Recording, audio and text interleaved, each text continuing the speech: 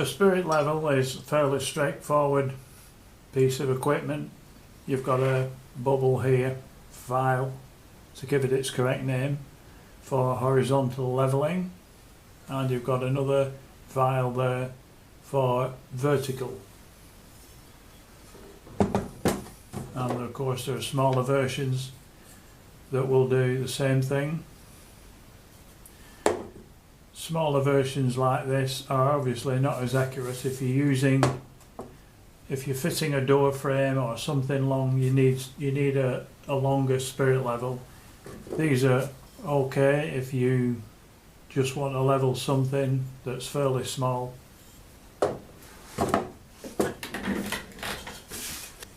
So these two are called marking gauges. This is a single point marking gauge. These are used for making parallel lines to the edge of timber. So it's used like that.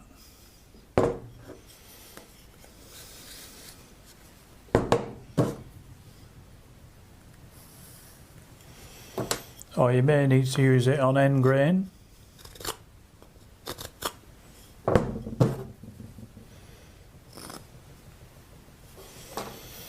This one is a mortise gauge. This has 2 points on, and again it's used for making parallel lines for cutting a mortise,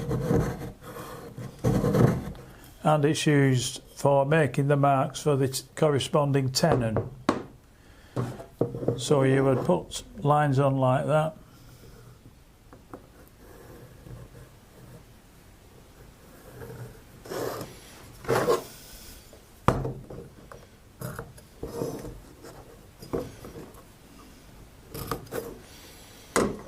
And that's how you would mark a cutout if you were doing a mortise. These two tools are used for marking out. This is a combination square.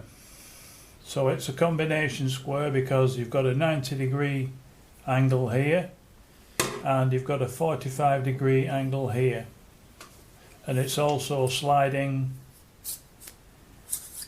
which is useful for different widths of timber. It's got a spirit level bubble in there, which might be handy. I've never used that.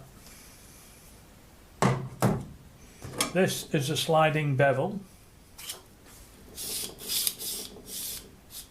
This is used for determining different bevels, different cuts that are anything other than 90 degrees.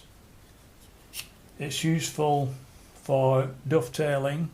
You'll see me use it on the dovetail joints on one of the jobs that we work on.